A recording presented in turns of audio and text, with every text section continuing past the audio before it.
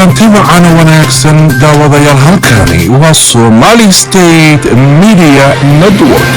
wararka Soomaaliya idinkaga helana waxaa ka mid dawladda Turkiga oo dib u soo celinaysa awoodii ciidamada cirka Soomaaliya. dawladda federaalka ee Soomaaliya iyo safaaradda Mareykanka ee Muqdisho oo lagu eedeeyay inay is hortaageen deeqdii ay dawladaha caalamka ugu tala galeen deegaanada Somaliland. ra'iisul wasaaraha Soomaaliya Xasan Cali Khayre oo sheegay in bangiga adduunku uu aqbalay codsi ay u jeediyeen oo ah in uu Soomaaliya u iibiyo qalab caafimaad oo lagaga gaashaamanayo cudurka faafa ee coronavirus-ka. madaxweynaha Soomaaliya موسى بيحي عبدي oo ka dalbaday hogaamiyaasha xisbiyada mucaaradka in ay mar kale la qaataan qorshe dib loogu dhigayo doorashada golayaasha deegaanka iyo wakiilada ee Somaliland. dawladda Kenya oo ku eedeysay dawladda federaalka ee Soomaaliya inay sir culus u gudbisay ururka Al-Shabaab. xukuumadda waddanka Sweden oo sheegtay in Soomaalidu ay noqdeen dadka ugu badan ee ajnabiga ah ee cudurka coronavirus-ka ugu dhintay gudaha waddanka Sweden. xiisada u dhaxaysa dalalka Mareykanka iyo Iran oo si laba kaclaysay iyo cabsi laga qabo dagaal dhexmara labadan dawladood. iyo dawladda waddanka Sacuudiga oo xirtay 200 oo amiir ah oo xilal sare ka haya boqortooyada waddanka Sacuudiga. aan ku bilaabo sidii hordhaca warkeena aan idin kugu sheegayba dawladda waddanka Turkiga ayaa dib u soo celinaysa awoodii ciidamada cirka Soomaaliya. magaalada Istanbul ee caasimadda waddanka Turkiga waxaa tawabar ku qaadanaya 100 askari oo ka mid noqonaya ciidanka cirka Soomaaliya oo ay ku jiraan bayloodyo loo diyaariyay in ay wadaan diyaaradaha dagaalka ee mustaqbalka dhow ay ku howlgali doonaan ciidamada cirka ee Soomaaliya. ciidamadan loo tababarayo Soomaaliya ayaa waxaa ku jira kuwo loo diyaariyay qaabka loo wado diyaaradaha dagaalka waxaana la arkayay qaar ka mid ah ciidanka cirka Soomaaliya oo tababar lagu siinayo saldhigga ay wadamada ku bahoobay ururka gaashaanbuurta NATO ku leeyihiin waddanka Turkiga. muuqaalada qaar ayaa lagu arkayay askari ka tirsan ciidanka cirka Soomaaliya oo kicinaya mid ka mid ah diyaaradaha casriga ah ee dagaalka ee uu soo iibsaday Turkiga kuna sugan xarunta NATO ee ku taala gudaha waddanka Turkiga. dawladda waddanka Turkiga ee uu horkacayo madaxweyne Rajab Tayyip Erdogan ayaa u ballan qaaday dawladda Soomaaliya in ay u dhisi doonto ciidan cir oo awood badan kuwaasi oo Soomaaliya ka difaaca dhinaca hawada cabsi galiyana cid kasta oo cadow ku ah Soomaaliya. ciidamada cirka ee loo diyaarinayo Soomaaliya ayaa sidoo kale waxa ay noqon doonaan kuwa hela agabkii ay ku howlgali lahaayeen marka loo dhameeyo tababarkooda laguna guuleysto in Soomaaliya laga qaado cunaqabataynta dhinaca hubka ee haatan saaran. Soomaaliya ayaan xilligan awood u lahayn inay soo iibsato diyaarado dagaal ama maraakiib dagaal balse dawladda Soomaaliya ee uu horkacayo madaxweyne Maxamed Cabdilaahi Farmaajo waxa ay wadaa dadaalkii ugu dambeeyay oo looga goleeyahay in Soomaaliya lagaga qaado cunaqabataynta ayna dawladdu dalka u soo iibiso agab military oo casri ah oo lagu difaaco waddanka Soomaaliya. dib u soo laabashada ciidanka cirka Soomaaliya ee uu Turkigu tababarayo waxay muujinaysaa sida ay Soomaaliya ugu diyaarsan tahay mar kale in ay dib cagaheeda ugu istaagto iskana difaacdo cid kasta oo soo daandaansata xuduudaha dhinaca badda iyo bariga ee Soomaaliya. dawladda federaalka ee Soomaaliya sidoo kale ciidanka cirka ee iminka uu Turkigu u tababarayo waxay ka saacidi doonaan sidii ay qayb uga noqon lahaayeen howlgallada ay fuliyaan ciidanka xoogga dalka. intii lagu guda jiray burburka Soomaaliya ma helin diyaaradaha dagaalka iyo ciidan cir toona haatanse waxaa muuqata in baahidaasi ay meesha ka bixi doonto marka ay tababarkooda soo dhameystaan. ciidankan loo carbiyay ka mid noqoshada ciidamada cirka Soomaaliya ee tababarku uga socdo gudaha waddanka Turkiga. dawladda federaalka ee Soomaaliya iyo safaaradda Mareykanka ee Muqdisho ayaa lagu eedeeyay inay hortaagan yihiin deeqaha ay dawladaha caalamka ugu tala galeen Somaliland. Michael Rubin oo ah qabiir Mareykan ah oo ka tirsan macadka American Enterprise Institute ayaa dawladda federaalka ee Soomaaliya iyo safiirka Mareykanka u fadhiya Muqdisho Danjire Donald Yamamoto waxa uu ku eedeeyay inay Somaliland u diideen inay qaybteeda ka hesho deeqaha Soomaalida la siiyo. michael oo qormo uu qoray ku baahiyay mareego kala duwan ayaa waxa uu ku eedeeyay dawladda federaalka ee Soomaaliya ee fadhigeedu yahay Muqdisho iyo danjiraha Mareykanka inay deeqaha caalamku siiyo Soomaaliya ay u diideen inay Somaliland qaadato qaybteeda waxa uuna Somaliland ku tilmaamay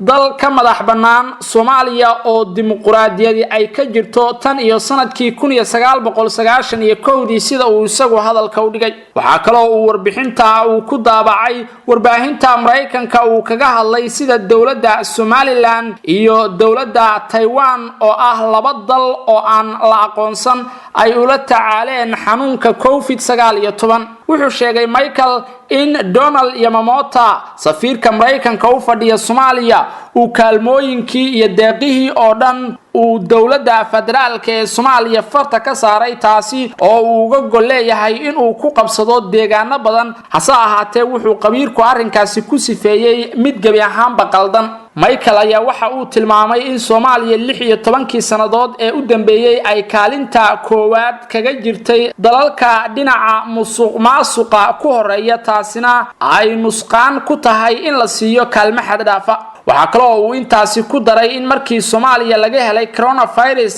uu caalamku u ballan qaaday sida uu hadalka u dhigay deeq gaaraysa 240 milyan oo dollar wuxuuna carabaabay in Somaliland aanay weli qaybteeda ka helin deeqdaasi Somaliland ayuu ku amaanay in ay 15 milyan oo dollar oo ay canshuurteeda uga jartay ay kaga hortagtay xakamaynta xanuunka coronavirus-ka wuxuuna ku dooday in Somaliland si wax ku ool ah ay kaga horeyso Soomaaliya dhinaca daahfurnaanta iyo hanti dhowrka sida uu sheegay qabiirkan u dhashay wadanka Mareykanka dawladda dhexe ee Soomaaliya ayaa dhowr jeer dhankeeda ku celcelisay inay diyaar u tahay inay Somaliland gaarsiiso qaybta ay ku leedahay guud ahaan deeqaha ay dawladaha caalamku ugu yabooheen Soomaaliya ra'iisul wasaaraha xukuumadda federaalka ee Soomaaliya mudane Xasan Cali Khayre ayaa shaaca ka qaaday in bangiga adduunku uu aqbalay codsi ay dawladda Soomaaliya u jeedisay oo ah in loo iibiyo qalabka lagula dagaalo cudurka coronavirus-ka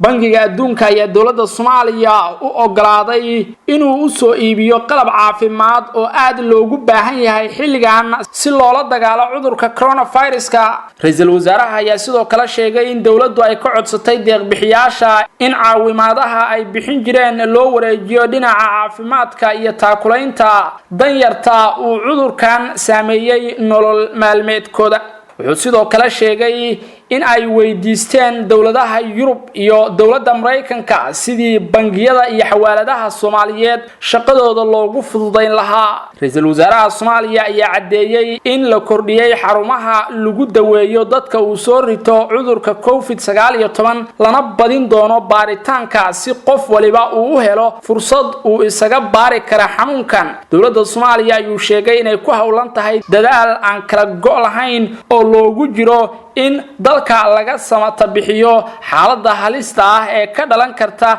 cudurka coronavirus-ka Khayre ayaa mar kale faray ganacsatada Soomaaliyeed in ay u naxariistaan shacabkooda oo ay hoos u dhigaan qiimaha raashinka iyo cuntooyinka kale ee muhiimka u ah bulshada maadaama lagu jiro xaalad adag wuxuu ku amaanay culimada Soomaaliyeed ganacsatada iyo guud ahaan bulshada qaabka ay kaga qayb qaadanayaan la tacaalida cudurka coronavirus-ka ra'iisul wasaaraha ayaa sheegay in xaaladda corona ee Soomaaliya oo iminka meel xun maraysa ay noqon karto mid aan laga soo kabsan karin haddii aanay dadku u hoggaansamin fariimaha dhinaca caafimaadka ee ay dirayso dawladda Soomaaliya qaasatan wasaaradda caafimaadka shacabka ayuu kula taliyay inay guryahooda ku nagaadaan oo ay u hoggaansamaan awaamiirta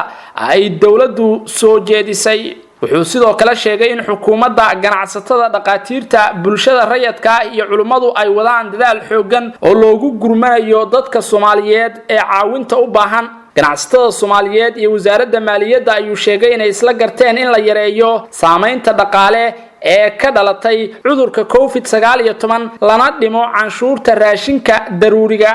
hadalka ra'iisul wasaare Xasan Cali Khayre wuxuu imaanayaa iyadoo oo Soomaaliya laga diiwaan galiyay 80 kiis oo la xiriira cudurka coronavirus-ka dhimashaduna ay gaarayso 5 qof oo u dhimatay guud ahaan Soomaaliya cudurka coronaha waxaana kiisaskan laga kala diiwaan galiyay Muqdisho Hargeysa Burca Saylac iyo sidoo kale Kismaayo kiisaska la xiriira cudurka corona ee si kordhaya ayaa loo sababaynayaa isku socodka bulshada iyo macaamilka shacabka Soomaaliyeed oo ah mid aad u sareeya waxaana muuqata in weli dadka qaarkiis ay dhayalsanayaan isla markaana ay dheeldheel u arkaan run ahaanshiyaha cudurkan iyo sax ahaanshiyaha fariimaha la dirayo madaxweynaha Somaliland mudane Muuse Biixi Cabdi ayaa gudoomiyaasha labada xisbi mucaarad ee Somaliland u diray waraaq uu kaga dalbanayo inay la qaataan in mar kale muddo dib loo dhigo doorashooyinka golayaasha wakiilada iyo deegaanka ee Somaliland warqadan uu diray madaxweynuhu gudoomiyaasha labada xisbi mucaarad ee ucid iyo wadani injineer Faysal Cali Waraabe iyo Cabdiraxmaan Ciro ayuu kaga codsaday in muddo dib loo dhigo doorashada ku asteysnayd in la qabto sanadkan 2020 madaxweynaha ayaa ku sababeeyay dalabkiisa in Somaliland toddobaadyada soo socda ay gali doonto xaalad adag oo ka dhalatay cudurka coronavirus-ka isla markaasina ay muhiim tahay in laga wada hadlo sidii xaaladaasi looga hortagi lahaa loona xakameyn lahaa faafitaanka COVID-19 madaxweyne Biixi ayaa u soo jeediyay gudoomiyaasha labada xisbi mucaarad in kulan arintaasi ku saabsan ay ku wada qaataan madaxtooyada Somaliland ee Hargeysa lamana garanayo jawaabta ay xisbiyada mucaaradka Somaliland ka bixiyeen dalabkaasi muddo kordhinta ah ee madaxweyne Biixi uu kaga dalbaday hogaamiyaasha xisbiyada mucaaradka in mar kale dib loo dhigo doorashooyinka golayaasha wakiilada iyo deegaanka Somaliland oo dhowr jeer oo hore dib u dhacay Somaliland ayaa sheegtay in xilligan oo ay wajahayso halista caabuqa koronaha aan la gali karin doorasho dhawaan ayay ahayd markii madaxweynaha Somaliland iyo labada gudoomiye ee xisbiyada mucaaradku ay heshiis ka gaareen khilaaf muddo dheer soo jiitamayay oo ka curtay guddiga doorashooyinka ee Somaliland hase yeeshee khilaafkaasi oo weli taagan kadib markii ay baarlamaanka Somaliland diideen ansixinta labada xubnood ee ay xisbiyada mucaaradku ku yeelanayaan guddiga doorashooyinka Somaliland ayaa mar kale waxa soo shaabaxay in madaxweyne Muuse uu ku haminayo in doorashada dib loo dhigo oo la baajiyo in ay sanadkaani dhacdo haddii ay suurto gasho in hogaamiyaasha mucaaradku ay dalabkaasi la qaataan madaxweyne Biixi waxay noqon doontaa in mar kale ay sii dheeraato muddada loo qoondeeyay in lagu qabto doorashada golayaasha wakiilada iyo deegaanka ee Somaliland dawladda Kenya ayaa ku eedeysay dawladda federaalka ee Soomaaliya inay sir u gudbisay ururka Al-Shabaab wargeyska Standard ee ka soo baxa dalka Kenya ayaa waxa uu sheegay in dawladda Kenya ay baarayso xiriirka ka dhaxeeya hay'adda sirdoonka Soomaaliyeed ee NISA iyo ururka Al-Shabaab shirkadda warfaafinta Standard ayaa sheegtay in iyadu ay hayso macluumaad ay ku kalsoon tahay kaasi oo cadeynaya in uu xiriir iskaashi ka dhaxeeyo Al-Shabaab iyo sirdoonka Soomaaliya sida uu sheegay wargeyskaasi waxa kale oo uu sheegay in dawladda federaalka iyo Al-Shabaab oo isku dhinac ah ay dhowr jeer soo weerareen ciidamada Kenya ee qaybta ka ah howlgalka nabad ilaalinta midowga Afrika ee AMISOM Kenya ayaa sheegtay in saraakiil ay iyadu wax soo bartay ay u joogaan gudaha NISA kuwaasi oo u soo tabinaya tilaabo kasta oo NISA ay damacsan tahay warka ayaa inta ku daray in sargaal sare oo ka tirsan madaxda ugu sareysa sirdoonka NISA inuu si joogto ah ula xiriiro kooxda Al-Shabaab sargaalkaasi ayay warbixintu sheegtay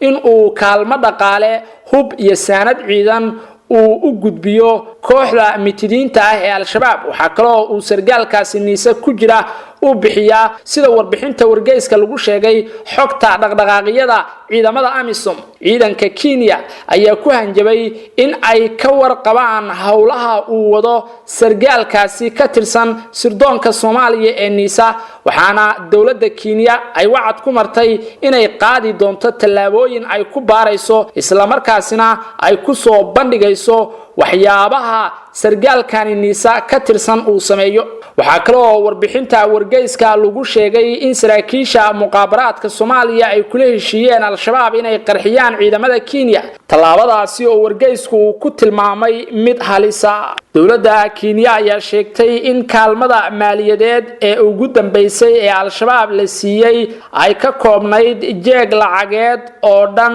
1.5 milyan oo dollar waxaana ay Kenya sheegtay sheegtay in lacagtaasi uu ku saxiixnaa mid ka mid ah saraakiisha niisa Kenya waxa kale oo ay intaasi ku dartay in ay dareemayso ficilada ay wadaan saraakiisha sarsare ee niisa waxayna sheegtay in niisa ay maleegayso qiyaano weyn waxaana ay Kenya sheegtay in ay u joogto dalka Soomaaliya si ay u fiiriso danaha shacabka Soomaaliyeed waa sida lagu yiri warbixinta uu qoray wargeyska The Standard marka la eego warbixinta soo baxday ayaa waxa wargeysku sheegay in khilaafkani cusub uu yahay mid ka dhashay iska horimaadyadii dhawaan ka dhacay magaalooyinka xuduudka ee Mandheera iyo Balad Xaawo iyo Doolow halkaasi oo ay ka jiraan dhaqdhaqaaqyo ciidan oo faraha la iskula tagay xiisada Soomaaliya iyo Kenya oo cirka isku sii shareeraysa ayaa sidoo kale laga yaabaa in warbixintan ay Kenya kaga gol leedahay marin habaabinta shaqada hay'adaha sirdoonka Soomaaliya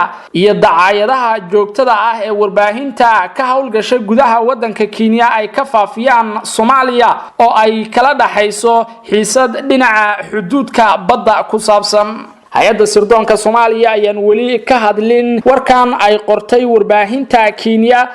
eedaynta iyo sumcad dilka loogu sameeyay hay'adda nabad sugidda iyo sirdoonka qaranka Soomaaliyeed ee NISA dawladda wadanka Sweden ayaa sheegtay in Soomaalidu ay yihiin dadka ugu badan ee ajnabiga ah ee gudaha wadanka Sweden ugu dhintay cudurka coronavirus-ka warbixin xisaab boqoley ah oo ay soo saartay hay'adda caafimaadka Sweden ayaa lagu sheegay in Soomaalidu ay yihiin dadka ugu badan ee soo galootiga ah ee gudaha wadanka Sweden ugu dhintay cudurka COVID-19 waxa sidoo kale lagu sheegay in kaalinta labaad ay ku jiraan Ciraaqiyiinta wadanka Sweden magaalooyinkiisa waaweyn waxa dhowr jeer laga soo wariyay tiro kiisas dhimasho ah oo la cudurka coronavirus-ka oo u badan muwaadiniin Soomaaliyeed xiisada u dhaxaysa dalalka Mareykanka iyo Iran ayaa si laba kaclaysay iyada oo cabsi laga qabo in ay ku dagaalamaan marinka Hormuz ciidamada badda ee Mareykanka ayaa ku eedeeyay ciidanka ilaalada kacaanka Iran in ay biyaha qaliijka ay ka wadaan hawlgallo daandaansi ah oo halis ku ah Mareykanka wuxuu Mareykanku sidoo kale sheegay in 11 kamid ah ciidanka ilaalada kacaanka Islaamiga ah ee Iran inay arbacadii ay dhibaateeyeen 6 kamid ah ciidamada badda Mareykanka iyo markab dagaal oo ay wateen maraakiibta dagaalka ee Mareykanku waxay xilligaasi sameynayeen dowlatus military ilaa iyo hadda Iran kama aysan hadlin eedaynta uga timid dhinaca Mareykanka waxay arintan imaanaysaa xilli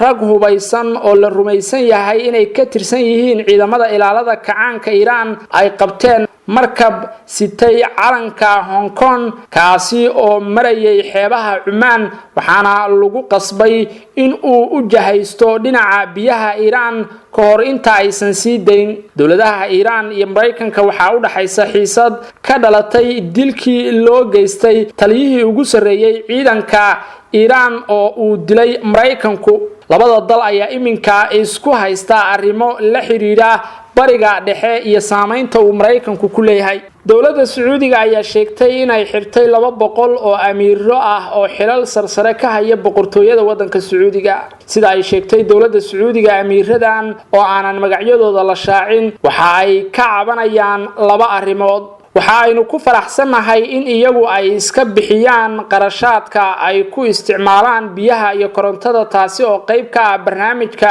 gunti isku giijiska ah qorshahan waxa soo hindisay dhaxal sugaha da'da yar ee hamiga dheer ee Maxamed bin Salmaan waxa ay dalbadeen in magdhow laga siiyo wiil ay ilma adeer yihiin oo la dilay 2 sano ka hor markii ay diideen in ay qasriga madaxtooyada ka baxaanna waa la xiray oo hadda waxa ay sugayaan maxkamad xiraalyaha guud ee Sacuudiga ayaa sheegay in qof walba ay tahay in lala xisaabtamo iyada oo la eegayn xilka uu hayo in lagu xiray xabsi si weyn loo ilaaliyo ayaa waxa ay wax badan ka duwan tahay habka loola dhaqmo ku dhawaad 200 ee amiir saraakiil salsale oo dawladda ka tirsan iyo ganacsato ayaa bishii November ee la soo dhaafay lagu xiray hotel lagu raaxaysto arintan ayaa la sheegay in ay qayb ka tahay olole ballaaran oo looga goleeyahay ka hortagga musuqmaasuqa ka jira gudaha boqortooyada wadanka Sacuudiga